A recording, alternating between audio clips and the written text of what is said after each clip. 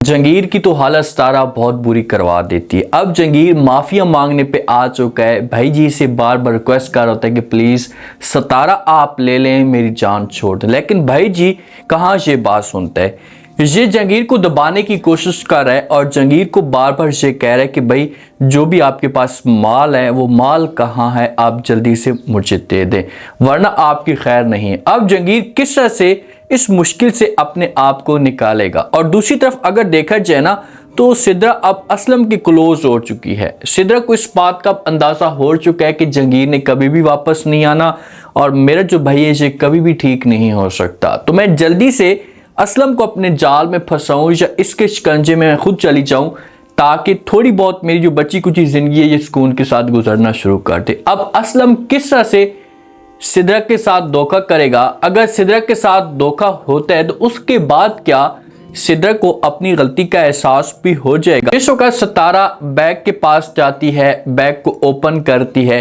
पहले तो बार बार सितारा जंगीर को कहती थी कि भाई जो भी हमारे पास माल है हम इसे देखते हैं, ये इसे बेचते हैं ताकि हमारे पास पैसा आ जाए और घर का जो सर्कट है ये चलना शुरू हो जाए। लेकिन जंगीर जो था ये सितारा की कोई भी बात नहीं सुनता था और इसे इनकार कर देता था। अब सितारा खुद जाती है और जाकर जब बैग को ओपन करती है तो उसमें किसी किस्म का कोई भी माल नहीं होता और पैसे तक नहीं होते।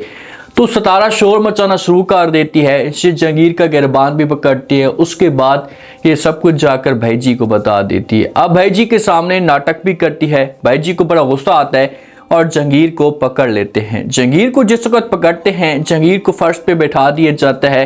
भाई जी उसके पास आता है, आकर बात करते और कहते हैं कि आप तो बड़े तेज निकले, मैं तो आपको शरीफ इंसान समझ रहा था लेकिन मैंने ऐसा कभी भी नहीं सोचा था कि आप इस तरह की घटिया सोच भी रख सकते हैं।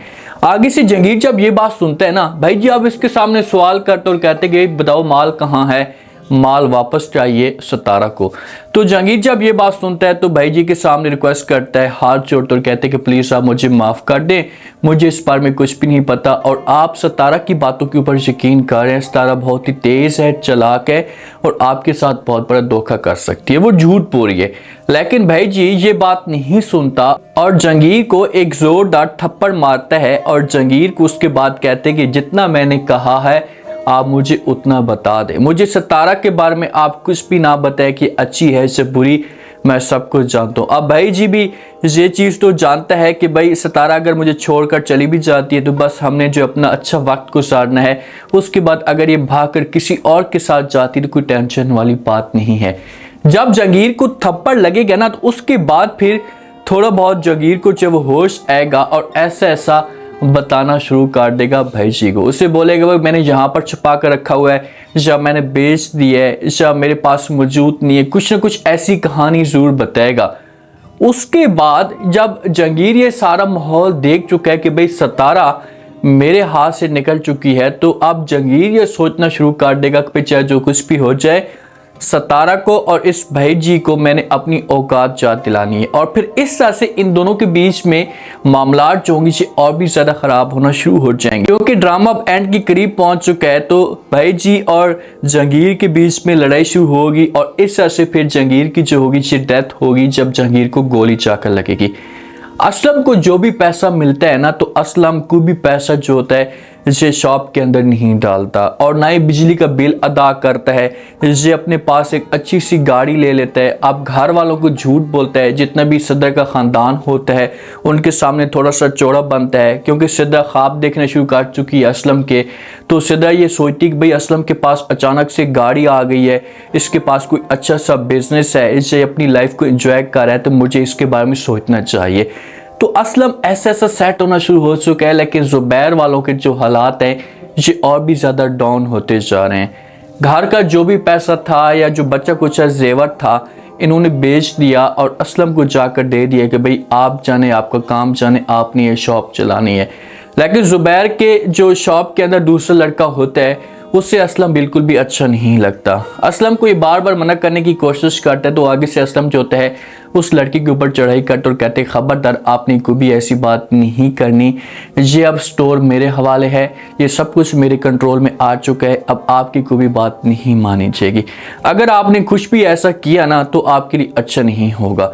तो आगे से वो लड़का फ़ौरन असलम को समझाने की कोशिश करता और कहता है कि देखें ये ज़ुबैर का स्टोर है, ज़ुबैर भाई का, तो आप जो वो इस तरह की हरकतें ना करें, आप मुझे स्टोर से बाहर तो नहीं निकाल सकते। तो आगे से असलम जवाब देता और कहते हैं कि देखिए कि आपका जो ज़ुबैर भाई है ना वो इस वक्त लंगड़ा पड़ा हुआ है और इस वक्त वो खुद बेबस है और वो भीख मांगने पे आ चुका है और आप मेरे सामने जो वो इस की बातें करें। अब असलम इतना गुरूर के अंदर क्यों बातें कर रहा है? देखिए कि असलम इस वजह से इतना गुरूर के अंदर है कि भाई अब इस स्टोर के अंदर कुछ भी नहीं रहा। और दूसरा, अगर ये लड़का कोई भी बात करता है या ज़ुबैर आकर मेरे पर प्रेशर डालता है तो ज़ुबैर की बात नहीं सुनी जाएगी, क्योंकि असलम ने सिद्रा को अपने कंट्रोल में कर लिया और इस वक्त सिद्रा की वैल्यू ज़ुबैर की निस्बत बहुत ज़्यादा हो चुकी है। तो इसी वजह से असलम बड़ा गुरूर में होता है। अब वो लड़का जब घर में जाता है ज़ुबैर के घर में, तो वहाँ पर उनके साथ जो वो बातें करना शुरू कर देते और कहते हैं कि भाई हाँ क्या बना स्टोर का, और बिजली के मामले पे भी बात करते हैं कि भाई बिजली का बिल आया हुआ है लेकिन काफ़ी टाइम हो चुका है, बिजली का बिल अदा नहीं किया गया। तो ज़ुबैर जवाब देते और कहते हैं कि इतने पैसे आप लोगों को दे रहे हैं तो अभी तक आप लोगों ने बिजली का बिल क्यों अदा नहीं किया, क्या वजह हो सकती है, और स्टोर के अंदर आप लोगों ने माल भी नहीं डाला, तो ये पैसे कहाँ जा रहे हैं? तो आगे से वो लड़का जवाब देते और कहते हैं कि वो सारे के सारे पैसे असलम की जेब में जा रहे हैं। तो ये बातें जब ज़ुबैर सुनेगा तो ज़ुबैर इस मामले पे शॉक्ड हो जाएगा और अपनी माँ के ऊपर गुस्सा भी करेगा, लेकिन माँ अब ज़ुबैर की बात नहीं मानेगी। अब ज़ुबैर की वो वाली वैल्यू बिल्कुल ख़त्म हो चुकी है, जो इसे मकाम दिया जाता था या घर के अंदर इसकी बात मानी जाती थी, वो हमेशा के लिए ख़त्म हो चुकी है। तो जहाँ पर ज़ुबैर तो शोर मचाएगा, लेकिन माँ जो होगी ये समझाने की कोशिश करेगी और कहेगी कि आप चुपचाप बैठ जाए, जहाँ पर बस आपको रोटी पानी मिल रहा है ना, आप सुकून के साथ खाएं पिएं और यहाँ से हमेशा के लिए आप जाने की तैयारी करें। तो ये लड़का चुपचाप यहाँ से चला जाएगा और ज़ुबैर भी चुप हो जाएगा, क्योंकि ज़ुबैर के पास भी अब कोई और ऑप्शन बचे नहीं है। जब माँ सीधा इसके ऊपर प्रेशर डालेंगे, इसको दबाने की कोशिश करेंगे, तो ये चुप हो जाएगा। जो जीनत की बच्चियां होती हैं जब भी इसे जाती हैं स्कूल के लिए, तो जो इसकी टीचर्स होती हैं इनसे सवाल करती कि भाई आपके पापा कहाँ हैं, आपकी माँ तो हर वक्त आपके आसपास रहती है, तो पापा के बारे में भी आप लोग कुछ बताएं। तो आगे से बच्चियाँ जब घर में आती हैं तो ये अपनी माँ को सब कुछ बताती भी हैं। तो माँ जो पूछती कि फिर आप क्या बताती हैं, तो बच्चियाँ कहती हैं कि हम उनको बताती हैं कि हमारी माँ भी सही है और हमारे पापा भी सही हैं। बच्चे भी इतनी नफरत करती हैं ज़ुबैर के साथ, क्योंकि ज़ुबैर ने कभी भी इनको वो मकाम या वो प्यार ही नहीं दिया था।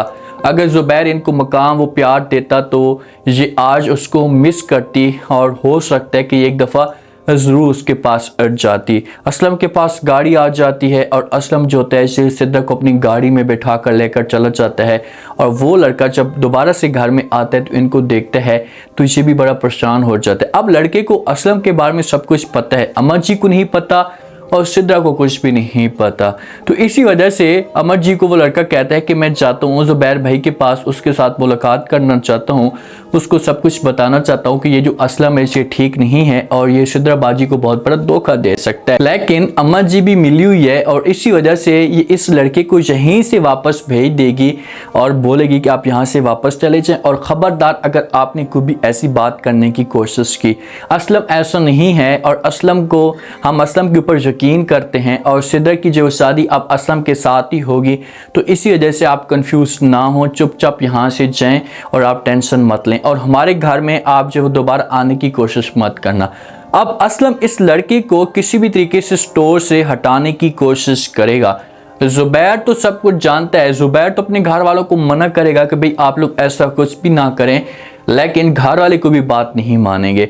ठीक है, बात नहीं मानेंगे, लेकिन जब असलम के पास हर चीज़ आ जाएगी, अगर ये सिद्रा के साथ इसकी शादी हो भी चाहती है तो ये सिद्रा को धोखा देगा, क्योंकि सिद्रा को कड़ी से कड़ी सज़ा मिलनी चाहिए। अभी तक सिर्फ और सिर्फ ज़ुबैर को ही अपनी गलती का एहसास हुआ है, ना सिद्रा को अपनी गलती का एहसास हुआ है और ना ही सिद्रा की माँ को। तो इनको अच्छे तरीके से चूनन के साथ होगा, इनके साथ धोखा इनको मिलेगा, तो उसके बाद फिर इनको जब एहसास होगा कि यार हमने बहुत बड़ी गलती की है। अब असलम सिद्रा के साथ हो सकता है कि शादी के बाद धोखा करे या शादी से पहले धोखा करे। शादी से पहले अगर धोखा करता है तो फिर तो सिद्रा की कोई भी वैल्यू नहीं रहेगी। अगर शादी के बाद धोखा करता है तो सब कुछ अपने कंट्रोल में करेगा और उसके बाद सिद्रा को किक मार देगा। अब देखते हैं कि नेक्स्ट एपिसोड के अंदर क्या ट्विस्ट पैदा होते हैं। उम्मीद है आज का रिव्यू, आज के टीजर आप लोगों को पसंद आया होगा। आप लोगों ने कमेंट सेक्शन में लास्ट में बताना है कि अब जहांगीर क्या करेगा, जहांगीर के पास ऑप्शन क्या बचा है, क्या जहांगीर सितारा को छोड़कर हमेशा के लिए यहाँ से भाग जाएगा। लास्ट में फीडबैक दें और सब्सक्राइब लास्ट में कर दें। शुक्रिया।